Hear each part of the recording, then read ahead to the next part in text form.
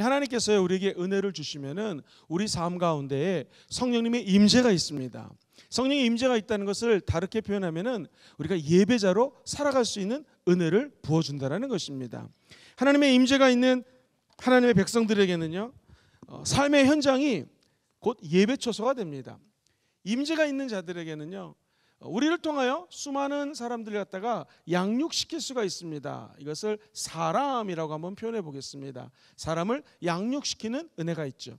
사람을 양육시키다 보면 우리에게 절대적으로 필요한 것이 있는데, 바로 성령님의 권능입니다. 그래서 이것을 권능이라고 표현해 보겠습니다.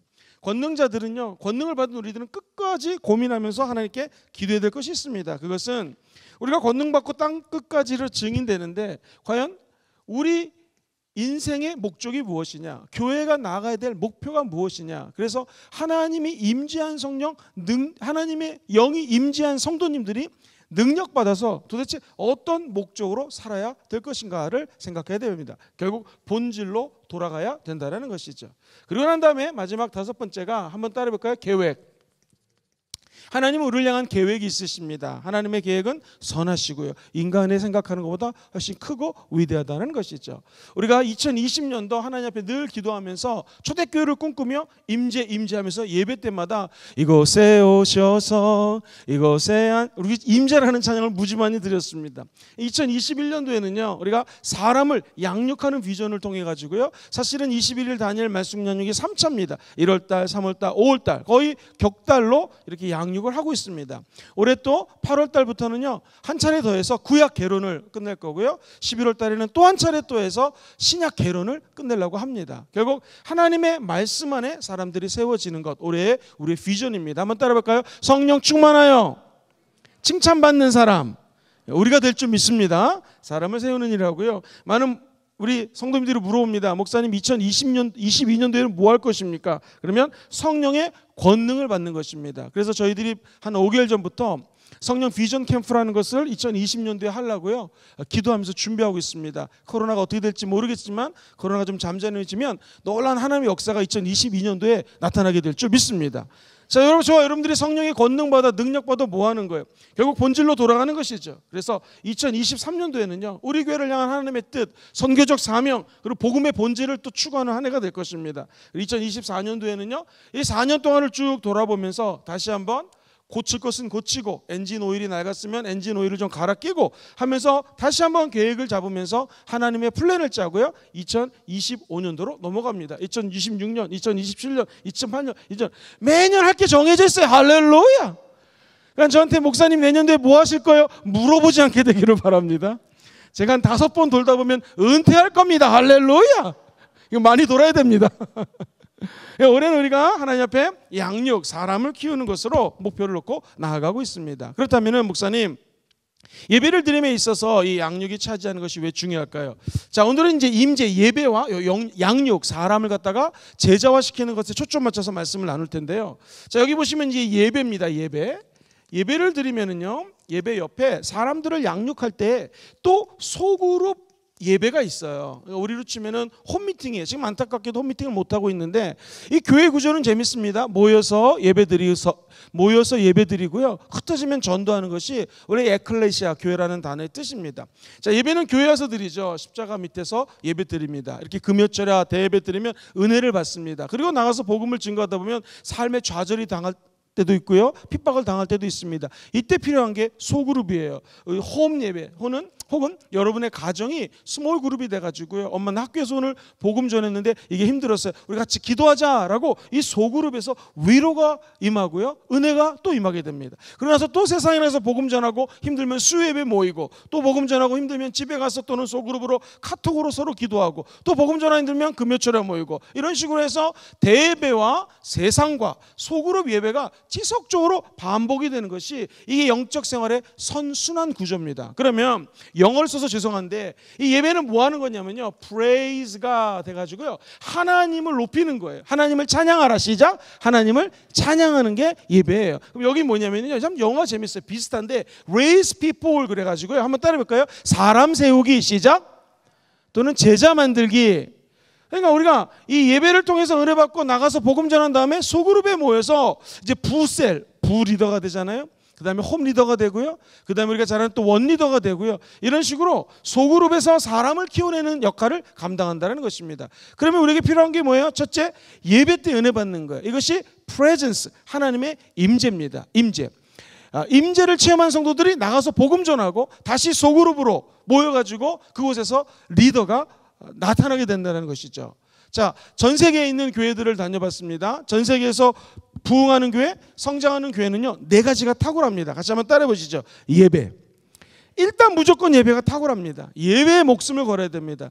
정말 감사한 건 우리 순복음 금정교회는요, 이 모든 성도들의 바람이 예배를 잘 드리는 거예요. 할렐루야. 얼마나 기쁜지 모릅니다. 두 번째 한번 따라해 보실까요? 전도. 예배 드리고 나가서 말씀드린 것처럼 흩어져서 전도하는 것입니다. 세 번째 한번 따라해 볼까요? 봉사. 봉사는 뭐예요? 자기가 속한 곳에서 봉사할 때 영성이 자라고 믿음도 자라게 됩니다. 네 번째가 한번 따라해 보시죠. 교육. 교육이 뭐예요? 사람들을 키우는 요 부분입니다. 그래서 오늘 요 두 가지 임재와 교육에 대해서 아주 중요한 포인트들을 말씀드리겠습니다. 교재는 제가 한 신문에다가 기고했던 내용들을 편집해가지고 오늘부터 쭉 글이 적혀져 있으니 나중에 참고해서 한번 읽어보면 좋을 것 같습니다. 자, 그렇다면은 목사님, 그 부흥하는 교회들에 가면 예배가 제일 중요하다고 그러셨는데 예배 분위기 어떨까요? 자, 보십시오. 예배 분위기는 PPT를 보시면 먼저 축제적입니다. 셀러브레이티브라고 하는 말을 쓰거든요. 그래서 우리 찬양 중에서 주 하나님을 송축하라라는 의미는요, 이 셀러브레이션이라는 단어를 써요. 이게 뭐냐면 축제 속에서 예배를 드린다는 의미예요. 호주 크리스천 아우리시 센터라고 하는 교회가 있어요. 갔더니요, 성도들이 찬양을 하는데 앉아서 못해 일어나서 박수치고 기뻐하면서 막 하나님을 높이는 것을 보게 됩니다. 호주 시드니 엄청나게 부흥하고 있는 힐송 교회를 자주 가봤습니다. 그 교회도요, 찬양을 하면요 캥거루처럼 팍쩍 뛰고 난리가 납니다. 처음에는 이거 이상한 집단 아니야 하다가 우리 한국 분들 가면은요, 목사님들도 나이가 50, 60, 70 상관없이 같이 뜁니다. 왜 뛰는가? 뛰는 것이 뭐 건강에 좋아서가 아니라 하나님이 임재하면은요, 가만히 있지 못해요. 축제 속에서 기뻐하면서 우리의 영혼이 하나님을 기뻐 찬양하게 된다는 것이죠. 그래서 원래 예배는요, 물론 엄숙하고 거룩함이 있어야 돼요. 그러나 정말 중요한 것은 예배에 성령이 임하면 우리 마음속에 영적인 거룩한 파티가 열리고요, 축제 속에서 하나님을 기뻐하며 찬양하게 된다는 것이죠.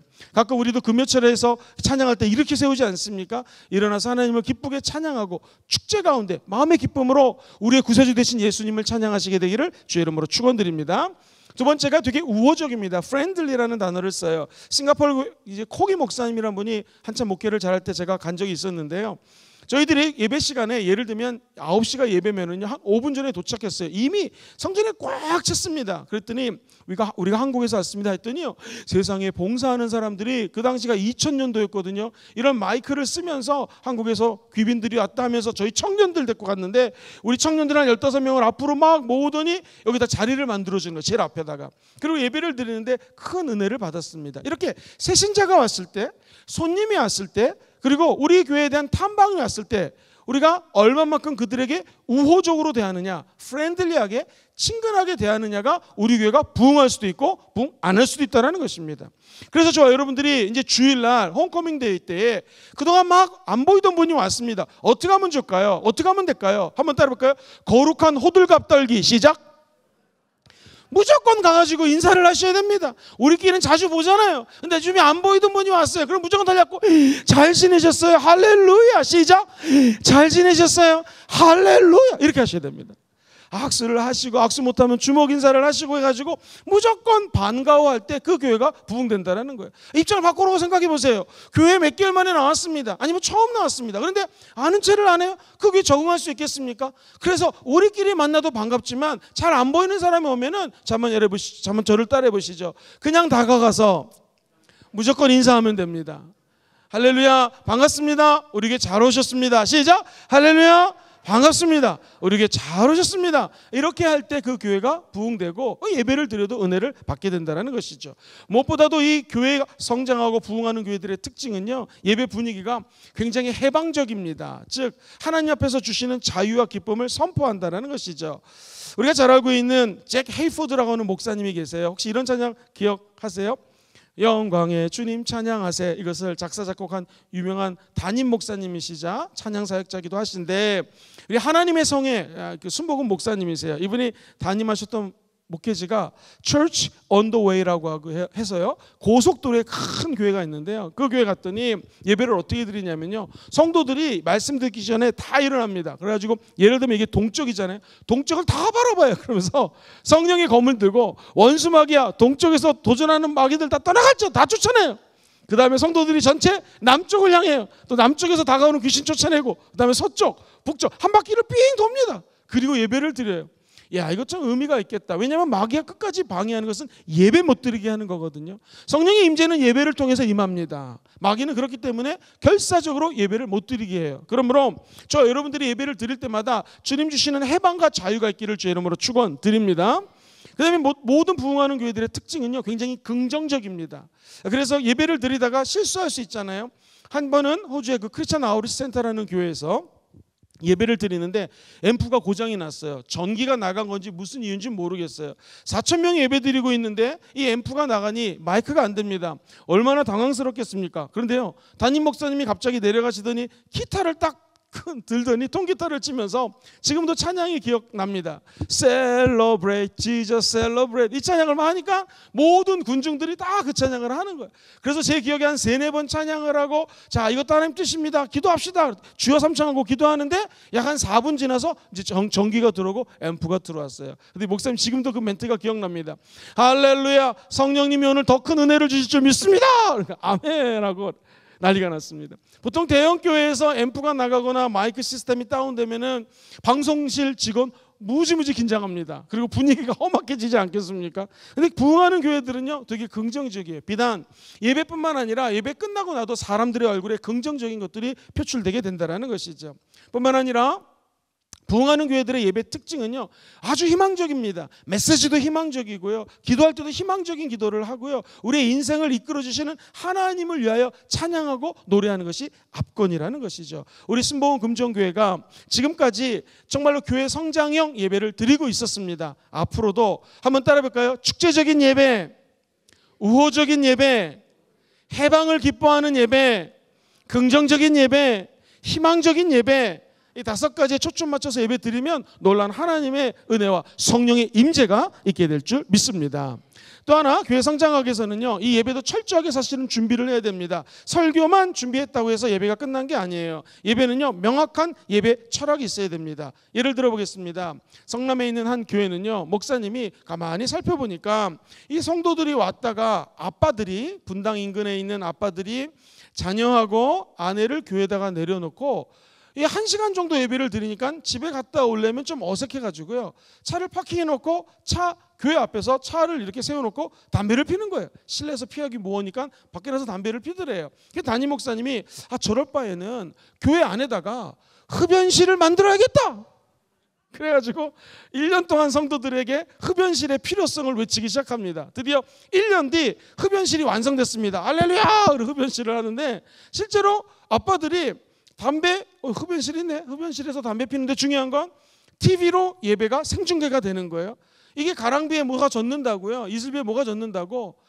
예배를 한번 드리고 담배 피다가 예배 드리니까 오늘 한번 올라가 볼까, 그래가지고는 이제 대성전에 올라가가지고 예배를 드리고 나중에 예수 믿는 정말 기적이 일어났습니다. 우리가 잘 아는 김학래라도 하는 그 연예인이라든가 많은 연예인들이 담배 피다가 얼떨결에 교회 와서 크리스천 된 것을 간증으로 들을 수가 있었습니다. 자, 그 목사님의 머릿속에 뭐가 있는 거예요? 예배, 교회 공동체는 어떤 철학? 이게 선교적 교회가 된다는 거예요. 선교적인 관점에서 모든 것들을 바라보니까 저 담배 피는 아빠도 잃어버린 영혼이고 교회에 들어와서 사랑받고 변화될 영혼이라는 것이죠. 그래서 담배 피는 사람 피지 마 이렇게 터부하실 것이 아니라 어차피 복음 전해야 되고요, 전도해야 되고 선교할 거라면 그런 영혼도 교회에 데리고 올 수 있다라는 분명한 예배 철학이 있다는 것이죠. 우리 신복음 교회의 예배 철학은 무엇입니까? 한번 따라 볼까요? 성령님이 임재해서 사람을 키우는 것, 제자 양육하고 성령의 권능 받아 땅끝까지 이르러 증인되는 사람이 우리 교회를 통하여 반드시 나타나게 될 줄 믿습니다. 그리고 이 예배도요, 굉장히 전략적이어야 됩니다. 왜냐하면 마귀가 예배를 못 드리게끔 전략적으로 도전합니다. 특별히 약한 점이 있으면 마귀는요, 그 사람의 약점을 틈탑니다. 그러니까 우리도 사람들로 하여금 은혜의 세계로 들어갈 수 있는 전략적인 예배를 준비해야 된다는 것이죠. 그래서 많은 교회를 탐방해 보면 목사님들이 예배 계획서를 굉장히 중요시 여깁니다. 예배 드리다가 단 30초, 20초도요 중간중간에 머무르지 않아야 돼요. 무르르듯이 30초의 시간도, 10초의 시간도, 1초의 시간도 정말 무르르듯이 예배가 잘 진행될 수 있도록 철저하게 전략적으로 예배를 드립니다. 한 교회를 탐방했더니 목사님이 그 교회는 우리처럼 한 달에 한 번 성찬하는 게 아니라 1년에 한 번 해요. 언제? 추수감사주일 때. 그러니 목사님이 양복을 입고 설교하다가 밖에 나가서 이제 가운을 갈아입고 들어와야 돼요. 그런데 그 시간이 대략 제가 볼 때 한 40초 정도가 되더라고요. 자, 그 교회 어떻게 했을까요? 자, 우리가 이제 성찬식을 합니다. 지금 제가 미리 촬영한 방송을 보시죠 하면서 영상을 딱 틀어주는데 약 40초예요. 여러분이 오늘 종이를 갖고 있는 것에다가 기도 제목을 넣으시면은요, 앞에 있는 십자가에다가 기도 제목을 꽂아 놓으시기 바랍니다. 그러면 제가 읽지 않고 그 기도 제목에 간절히 기도하고 담임 목사님이 동영상에서 하는 말입니다. 양복 안 입고 이런 편한 옷을 입고 이것을 갖다가 불에 태우겠습니다. 이런 멘트를 한 40초 동안 합니다. 그 사이에 가운을 갈아입고 올라가지고 성찬식을 진행합니다. 제가 그걸 보면서 야, 단 40초 허무하게 지내지 않을 수 있도록 성도들에게 빠른 템포의 예배, 그러나 은혜 있는 예배를 제공하기 위해서 목사님도 노력하고, 그 방송실에서는요 40초 동영상을 이게 컴퓨터화 시켜가지고 얼마나 정성스럽게 만드는지 모릅니다. 그리고 나서 예배를 인도하는데 정말 은혜를 받을 수밖에 없는 것이죠. 이처럼 예배 시간도 전략적이어야 되고요, 예배 오기 전까지의 모든 것들도 기도하면서 전략적으로 프로그램을 짜야 된다는 것입니다. 또 하나 제일 중요한 것은요, 예배자의 상태입니다. 이 설교하는 저부터 그리고 우리 모든 성도들이 정말 신령과 진정으로 예배를 드려야 됩니다. 그래서 우리 상태가 예배 올 때는요, 세상 근심 걱정 다 내려놓고 교회 와서는요 주님만 생각하고 온몸 다하여 정성 다하여 하나님께 예배할 때 그 교회에 성령의 임재가 있게 된다는 것이죠. 가정에서도 마찬가지입니다. 우리 한 가정에서는요 남편과 아내가 매 토요일마다 함께 가정 예배를 드리는 거예요. 할렐루야. 제가 가정 예배 보내드리죠. 그걸 가지고 남편이 쭉 인도를 합니다. 그게 어렵지가 않거든요. 그래서 그곳이 간 금요일부터 지금까지 한 번도 빠지지 않고 몇 개월 동안 계속 가정 예배를 드리니 그 아내 되시는 권사님이 이 기적이라는 것이죠.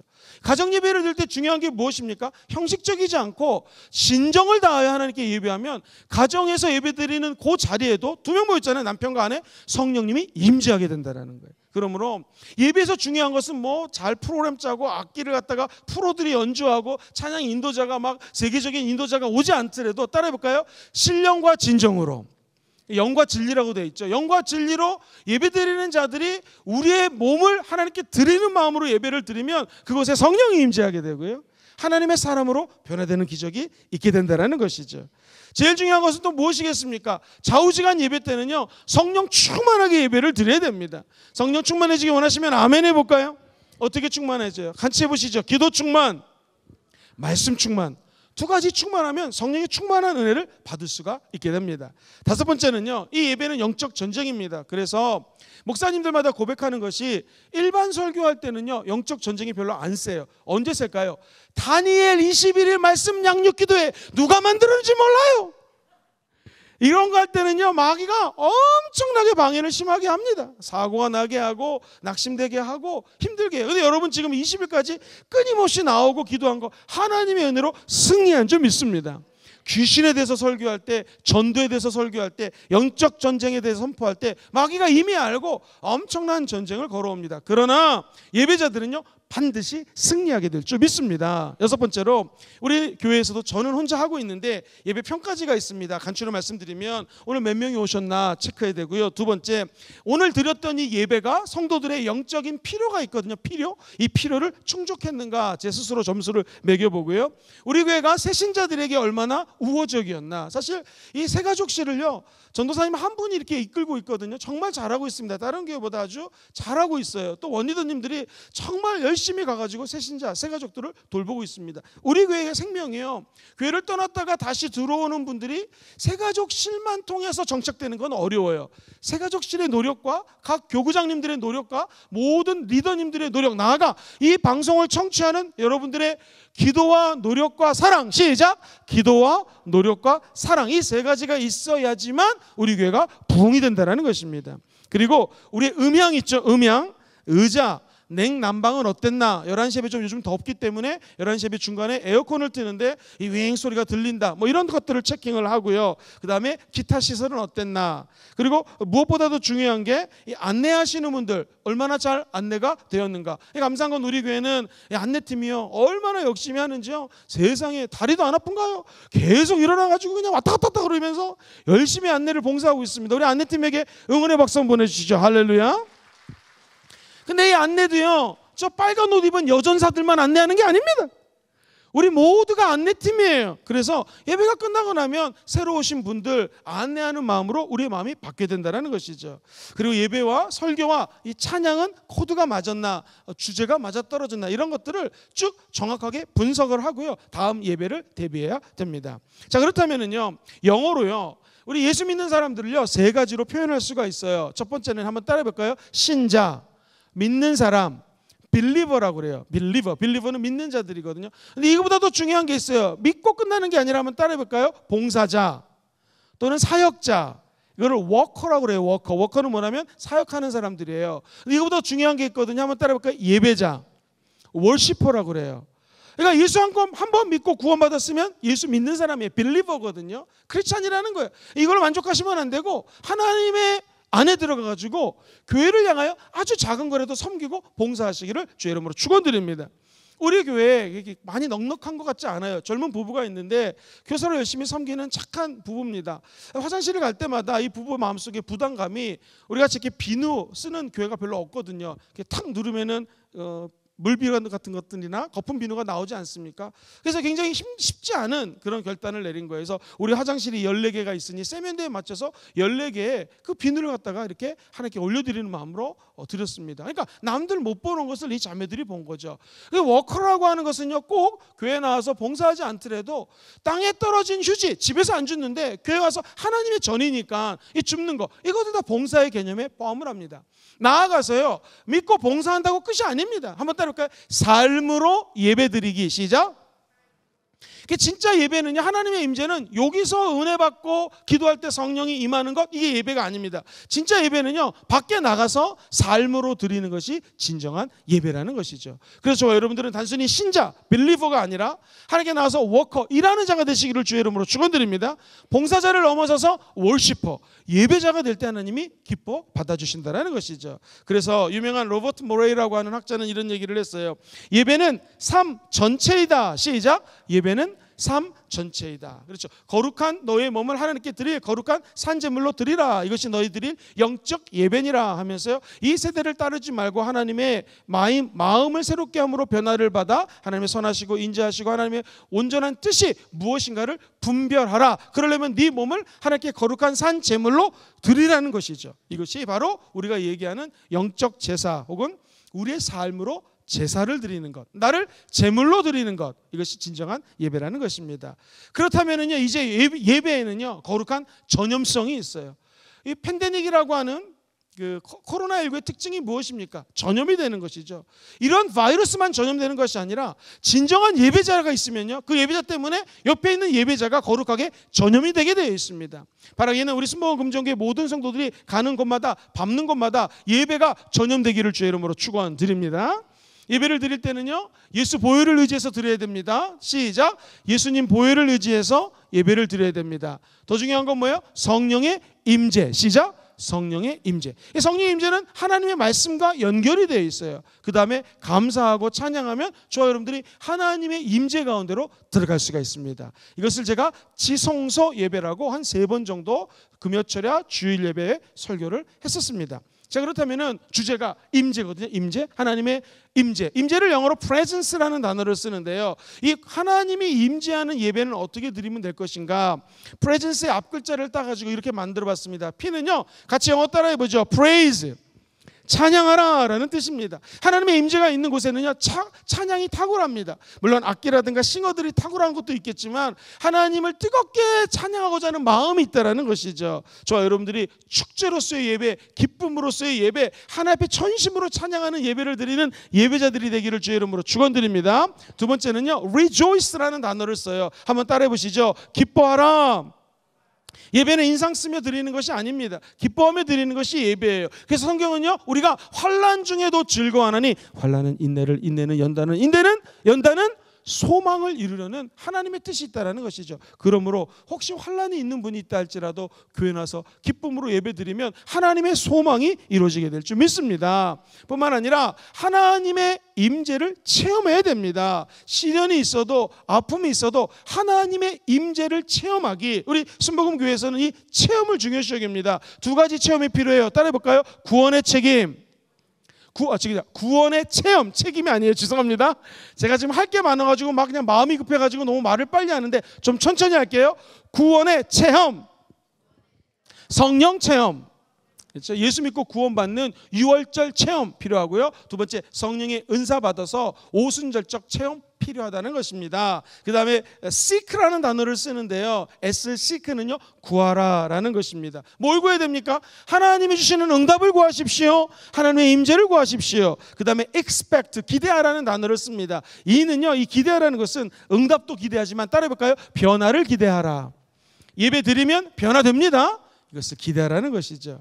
그 다음에 한번 need는요, 필요한 것이 있으니 사모하라는 거예요. 물론 기도 제목 필요한 것도 있습니다. 그것뿐만 아니라 하나님의 임재도 사모하고요, 우리 하나님과의 교제를 사모해야 된다는 것이죠. 그리고 confess는요, 고백하라는 거예요. 뭘 고백할까요? 같이 해보시죠. 죄를 고백하십시오.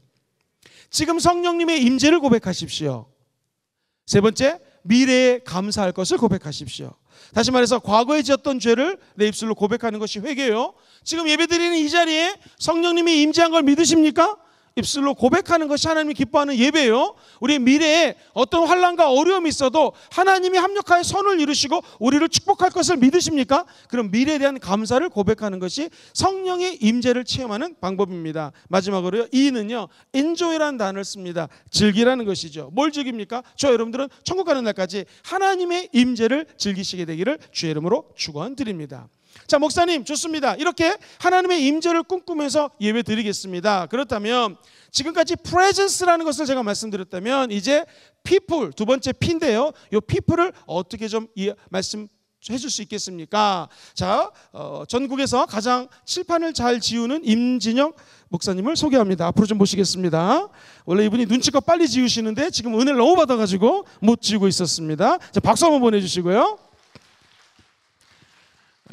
자, 하나님의 임재는요, 공예배를 통해서 하나님의 임재가 임하고, 그리고 소그룹을 통하여 하나님의 영광이 드러나며 사람으로 raise people, 사람을 세운다라는 말씀을 드렸습니다. 자, 그렇다면은 이 제자화가 된다라는 거, 예수 믿고 천국 가는 일련의 신앙의 여정을 걸어간다는 것은 어떤 의미가 있을까요? 우리가 예수를 믿으면 싫든 좋든 이 세 가지 스테이지라고 할까요? 세 가지 단계를 밟아 올라가면서 신앙생활을 누구나 합니다. 첫 번째는요, 이게 애굽입니다. 애굽은 예수 믿기 전의 상태예요. 즉, 이 애굽의 리더는 바로왕이고요, 바로왕 밑에서 종살이하고 있는 이스라엘 백성을 생각해 보십시오. 이때는 죄와 허물로 죽은 상태입니다. 죽을 수밖에 없어요. 하나님과의 관계가 끊어졌습니다. 그러니까 바로왕 밑에서 종살이하는 거지. 실제로 바로왕은 영어로 페로시스라는 단어를 쓰는데 이 말의 뜻은요, 똥파리란 뜻이에요. 똥파리. 그러니까 똥파리 나타나면 잘라버리면 되잖아요. 에프킬라 뿌리면 죽습니다. 그것처럼 예수피 뿌리면 귀신은 떠나가게 되어 있습니다. 안 되는 일 예수피 바르면 승리하게 되어 있습니다. 이 애굽에서 나오는 것을 우리는 출애굽이라고 표현을 하죠. 우리 예수 믿는 사람들이 어떻게 제자가 될 수 있는가? 예수 믿었는데 아직도 마귀의 밑에서 종살이하면 그건 크리스찬 아닙니다. 이제 저와 여러분들은요, 이 애굽을 지나 광야로 와 있습니다. 광야는요, 애굽과 상관이 있다 없다? 상관이 없어요. 여기서는 이 바로왕의 쫄개들을 보면 무서워서 도망갔는데, 여기 광야에 오면은요, 이미 홍해를 건너왔기 때문에 얘네들하고 상관이 없습니다. 그러므로 저와 여러분들은 절대로 귀신을 무서워하지 않게 되기를 주의 이름으로 축원드립니다. 이 귀신이 얼마나 악독한지 세상에, 여기 홍해가 있지 않습니까? 홍해를 가르기 전에 말과 탄자들을 타고 이 홍해 앞까지 쫓아옵니다. 자, 어떻게 이 마귀들, 이 영적으로 보면 귀신들이 바로 왕의 쫄개들이거든요. 말을 타고 세계 최고의 무기를 가지고 이스라엘 백성들을 이 앞까지 쫓아왔습니다. 어떻게 승리할 수 있습니까? 우리가 아는 것처럼 모세가 하나님께 기도했습니다. 지팡이를 홍해에 쳐라 했더니 홍해가 갈라지게 되었습니다. 그것처럼 기도하면 마귀와 싸워 승리하게 될 줄 믿습니다. 자, 문제는 뭐냐면 이 애굽이라는 곳은요, 영어로 sin, 한국말로 죄거든요. 죄로 충만한 상태예요. 죄 충만한 우리가 한번 따라해볼까요? self, 자아입니다. 자아 충만한 곳이 어디냐? 요 광야라고 하는 곳이에요. 광야는요, 빨리 광야를 끝내면은 드디어 적과 끓이는 가나안 땅에 들어갈 수가 있습니다. 가나안 땅에는 이번엔 다른 물이 흐르네요. 이게 무슨 물입니까? 요시예요. 요로 시작해요. 요단강이 흐릅니다. 요단강을 건너가야 드디어 가나안 땅에 들어갈 수가 있어요. 인류가 만든 최고의 표현이 뭔가? 젖과 꿀이 흐르는. 이 아기는 젖이 없으면 죽습니다. 꿀은 약으로 사용해요. 이 어머니의 생명과 치유가 일어나는 곳이 가나안 땅이라는 거예요. 영적으로 보면 죽음 이후의 땅이기도 합니다. 그런데 우리 오순절에서는요, 이 가나안 땅을요, 따라해 보시죠. 현세천국. 이 현세천국은 뭐예요? 우리가 성령 침례 받았을 때 하늘이 열리고 기쁨이 있고 예배 드릴 때마다 축제적 예배라고 그랬잖아요. 기쁨이 있는 예배. 모든 부흥하는 교회들은요, 기쁨과 축제적 예배를 드리거든요. 그러니까 이 성령 충만하면은요, 지금 분명히 현세에 살고 있는데 그곳이 천국이 되는 거예요. 저는 저와 여러분들이 예배 드릴 때마다 그 자리가 현세천국 되기를 주의 이름으로 축원드립니다. 그러면 우리가 요단강을 지나 가나안 땅의 경험을 체험할 수 있어요. 학자들에 의하면 이 광야에서 가나안 땅까지 가는데 빠르면 2주, 3주, 4주, 한 달이면 가는 거예요. 근데 여러분 아시는 것처럼 광야에서 몇십 년을 고생했습니까? 40년을 고생했어요. 자, 왜 40년을 고생시켰을까요? 기억하십시오. 르비딤이라는 곳에 도착했습니다. 갔더니 세상에 그 당시에 이쪽 동네에서는 가장 강력한 무기를 갖고 있던 아말렉 종족이 쳐들어옵니다. 이길 수가 없어요. 이때 위기를 깨달은 지도자 모세는 산에 올라가서 기도합니다. 다 아시죠? 두 손 높이 들고 지팡이 들고 기도하니까 우리 팀이 이깁니다. 지팡이가 내려가니까 져요. 모세가 뭘 알았을까요? 야, 신기하다. 기도하니 우리 팀이 이기네. 더 신기한 건 무엇이었습니까? 영적으로 기도하고 직접 나가 싸워라. 시작. 영적으로 기도하고 직접 나가 싸우라. 누가 싸웠습니까? 그렇죠? 여호수아가 나가서 싸웠습니다. 한번 여호수 입장에서 생각해 보세요. 열심히 싸우는데 이 아말렉과 싸워 이길 수가 없는 거예요. 눈을 들어 산을 봤더니 웬걸? 모세가 기도하면 우리가 이깁니다. 모세가 인간인지라 손이 내려가면 우리가 집니다. 그래서요, 이 교회에 예를 들면 한 교회의 담임 목사님이 만약 모세라고 가정을 하면 담임 목사님들도 다 인간이기 때문에 손이 내려간다 안 내려간다? 100% 내려갑니다. 누가 도와주셔야 돼요? 노래 가사 여러분, 그죠? 여러분이 기도해 주셔야 됩니다. 그래야지 주의 종의 손이 올라가게 된다는 것이죠. 가정에서는 아빠가 모세라고 표현할 수 있을 것 같아요. 아버지가 기도하는데 어찌 맨날 기도만 하겠습니까? 그죠? 손이 내려가겠죠. 그때 엄마가 자녀가 함께 기도할 수 있도록 아버지를 서포트해 줘야 된다는 것이죠. 여호수아가 다음 세대의 리더가 될 수 있었던 이유는 한 가지입니다. 전쟁은 내가 열심히 싸워서 이기는 게 아니구나. 전쟁은 야훼 하나님께 속해 있구나. 여러분, 영적 전쟁은 기도하는 자의 승리가 이루어지게 될 것입니다. 이것을 여호수아가 깨달았죠. 결국 광야는 쓸데없이 40년 동안 헤맨 것이 아니라 우리가 세상에 때가 많잖아요. 이 때를 맺기는 1년의 시간이 광야의 삶이라는 것입니다. 천국 가는 날까지 하나님께 늘 기도하심으로 영적 전쟁에서 승리하기를 주의 이름으로 축원드립니다. 예수님이 십자가에서 죽고 부활하여서 마귀를 모두 다 무찌는 걸 믿으시면 아멘 해볼까요? 그게 예수님이 요 홍해, 붉은 바다, 그렇죠? 홍해가 붉은 바다, 영어로는 레드시거든요. 이 붉은 바다에서 예수 피를 상징해요. 그래서 이것을 갖다가 한번 따라해 볼까요? 유월절 체험. 시작. 우리 오순절에서는 체험 강조하죠. 요 흐르는 빨간 바다를 유월절 체험이라고 그래요. 패스오버, 넘어간다는 뜻이에요. 예수 피가 발라진 곳에는요, 죽음의 사자가 넘어갔듯이 저와 여러분들이 예수 피를 바르면 승리하게 될 줄 믿습니다. 십자가의 사건의 위대함은 무엇인가? 이미 영적 전쟁에서 예수님이 마귀를 멸했다라는 거예요. 할렐루야. 근데 목사님 질문이 있습니다. 광야에 오면 영적 전쟁 끝나야지 왜 또 영적 전쟁 합니까? 영적 전투에서 예수님 승리하셨지만 조그만 영적인 전쟁들이 펼쳐집니다. 그래서 이것을 신학적인 용어로요, already, 이미라는 뜻이, 이미 예수님이 저와 여러분들을 영적 전쟁에서 승리케 하셨습니다. 하나님의 나라는 이미 이루어졌습니다. 누굴 통해서? 예수를 통해서. 자, 그런데 already, 이미지만은요, not yet 이라고 하는 단어가 있어요. 그건 뭐냐면 아직의 아직. 우리가 종말론 때 배웠죠. 하나님의 나라는 예수님의 초림을 통하여 이루어졌지만 십자가 죽고 부활을 통하여 하나님의 영광이 이곳에 임재해 있는 걸 믿으시면 아멘 해보십시오. 그러나 우리는 이곳에서 예배드리고 밖에 나가면 또 영적 전쟁이 펼쳐질 수 있습니다. 믿는 사람들은 천국 갈 때까지, 언제까지? 가나안 땅에 들어갈 때까지 영적 전투가 벌어질 수 있다는 것이죠. 그리고 이 현세에서는요, 이 가나안 땅에 들어가도 여호수아가 제일 먼저 해야 될 것은요, 가나안 7족속을 멸하는 일입니다. 그러므로 이 현세 땅에서는요, 성령 충만한 강, 요거 요단강을 성령 충만의 강이라고 그러거든요. 한번 따라해 볼까요? 요단강.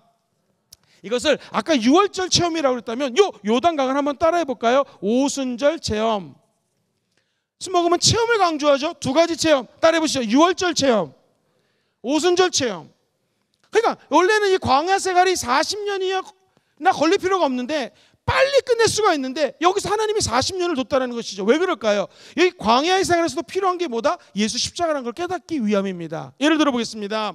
지금 가다 보니까 사람들이요, 너무 목이 말라요. 광야 얼마나 덥겠습니까? 물을 먹고 싶은데 물이 없어요. 그런데 드디어 르비딤이라는 곳에 도착했더니 야 할렐루야 물이 있다라고 물을 먹었는데 물이 너무 쓴 거예요. 어떤 일이 벌어졌습니까? 사람들이 불평하기 시작합니다. 모세야, 여기 있었을 때는 먹을 물이 있었는데 먹을 물도 없다, 고기도 없다, 반찬도 없다, 밥도 없다, 뭐 이런 거죠. 그때 모세가 같이 불평하지 않고, 시작, 같이 불평하지 않고. 이 불평도 전염이 되거든요. 불평하는 사람 옆에 있으면 계속 불평이 나와요. 불평하는 사람 옆에 있으면은요, 항상 나도 부정적으로 바뀝니다. 어떻게 했습니까? 모세는요, 그거 듣지 않고 산에 올라가서 기도했습니다. 하나님 뭐라고 그랬습니까? 너는 아무것도 염려하지 말고 막대기를 하나 주워다가 이 막대기를 저 르비딤에 있는 쓴물에 담거라. 그러면 단물이 될 것이다. 자, 이 막대기는 뭘 상징합니까?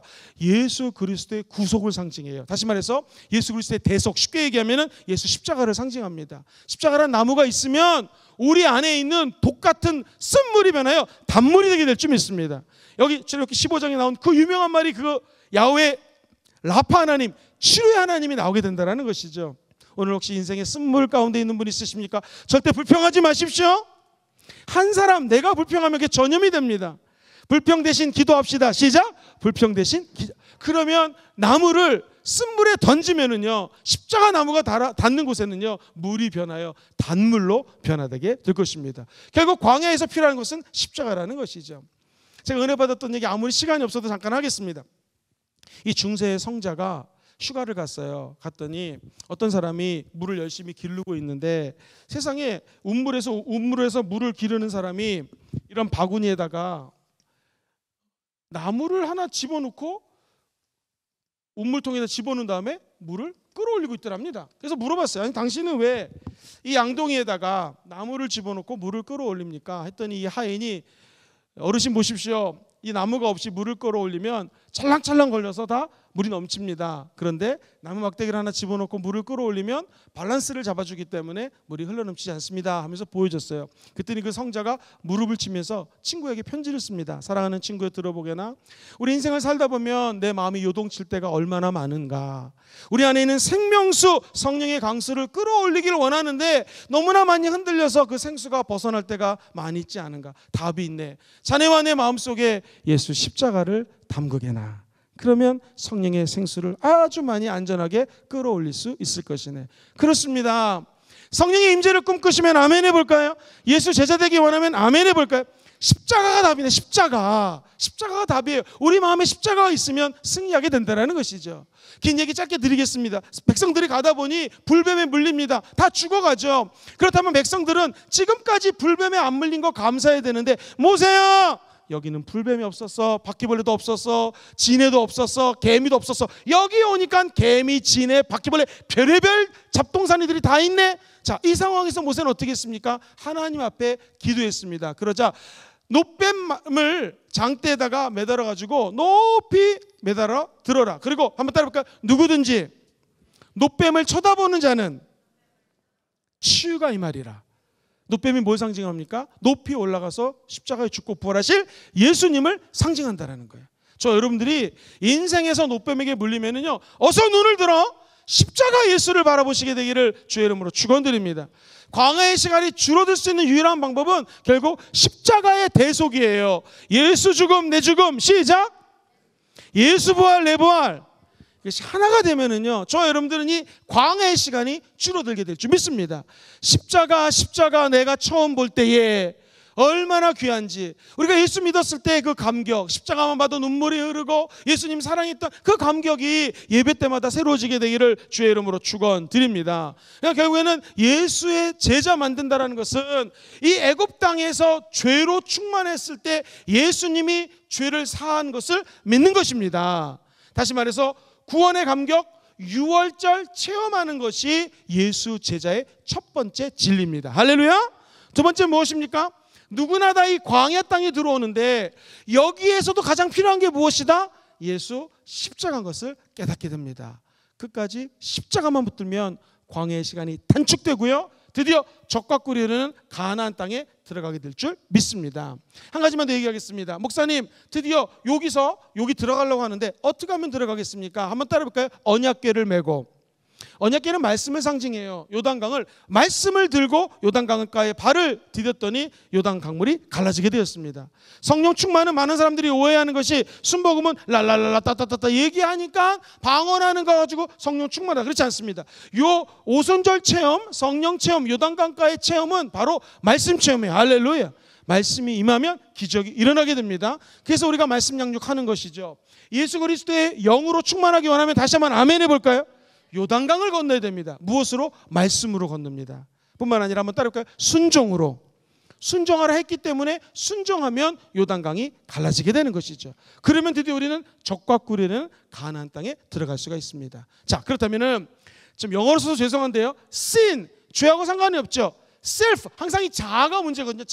자아를 무너뜨리는 방법 십자가밖에 없습니다. 그러면 드디어 spirit, 이게 바로 성령입니다. 성령 충만한 가나안 땅에서 인생을 하나님과 함께 살아가게 될 줄 믿습니다. 지금 우리가 살고 있는 곳은 광야가 될 수도 있고 성령 충만함 받으면은요 가나안 땅이 될 수도 있습니다. 여러분의 선택에 담겨져 있습니다. 어떤 제자가 만들어져야 되겠습니까?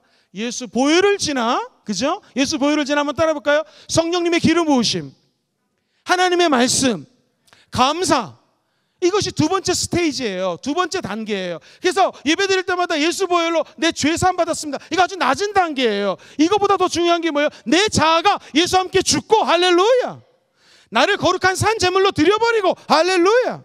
우리가 누가 사는 거예요?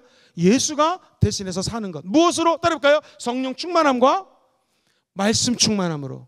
이 두 가지가 예배의 가장 핵심이요, 제자를 키우는데 가장 핵심 진리라는 것이죠. 평생 동안에 저와 여러분이 사는 땅이 가나안 땅 되시기를 주의 이름으로 축원드립니다. 요단강에 빠지는 것은 물침내 받았을 때 물속으로 퐁당 빠져. 나 예수 빠지죠. 내가 예수와 함께 죽었다, 다시 일어납니다. 나 예수와 함께 부활했다. 할렐루야. 우리 성령님이 이것을 확증시켜 주시는 줄 믿습니다. 그렇다면 우리는 이제 이 하나님의 아름다운 진리를 세 가지 인생의 단계를 지나고 있거든요. 저 여러분들이 예수 제자 만드는 것, 먼저 우리 자녀들에게, 우리 사랑하는 교회학교 아이들에게, 청년들에게 전수시켜 주시기를 주의 이름으로 축원드립니다. 그러려면 예수님이 이 땅에 성육신 하셨듯이 저 여러분들이 눈높이를 낮추면 됩니다. 하나님이 하나님 보좌 버리고 이 땅에 낮고 낮은 인간으로 오셨다면 우리도 아이들을 대할 때마다 높은 자세가 아니라 낮은 자세로 대해 주시면 바로 우리 자녀들에게 이 예수 그리스도의 제자되는 진리가 뿜어져 나오게 될 줄 믿습니다. 여기 계신 모든 분들이 내 눈을 낮춰서 나보다 다음 세대를 키우고 읽은다면 바라기는 우리 순복음 금종교회가 단순히 10년, 100년 부흥을 준비하는 교회가 아니라 1000년의 부흥을 주도하는 교회가 되기를 주의 이름으로 축원드립니다. 누구로부터? 여러분들로부터 가능하게 될 줄 믿습니다. 예수 그리스도의 진정한 제자가 되어서 많은 영혼들이 저와 여러분 때문에 적과 꿀이 흐르는 가나안 땅에 다 꼴이 나시게 되기를 주의 이름으로 축원드립니다. 할렐루야.